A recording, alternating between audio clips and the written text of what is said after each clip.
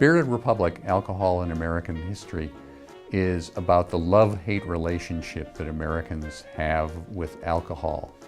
It's an exhibit that deals with the changing attitudes of the American people about alcohol and also looks at that through the records of the National Archives and our presidential libraries.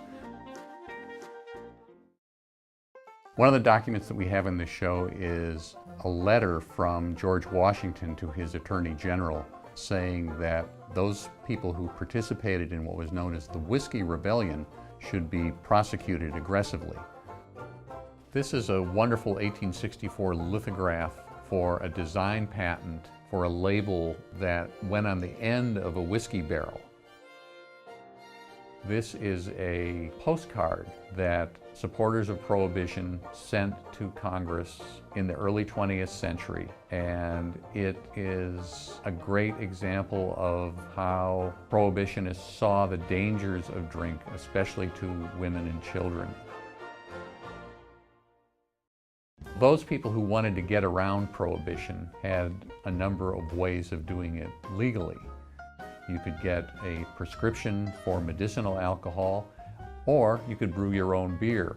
And this is an advertisement for making your own beer, which was quite popular during the Prohibition era. There was a separate federal agency devoted to enforcing the Prohibition laws. Daisy Simpson was known as the Lady Hooch Hunter, and she was the most famous of the female Prohibition agents. As part of the patent and copyright function of the federal government, companies have to submit label designs to the federal government.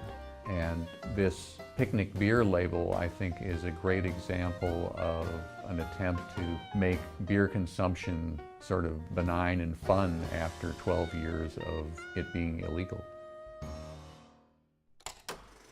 We have some really interesting movie footage, government agents raiding bars and breaking up beer kegs and bottles.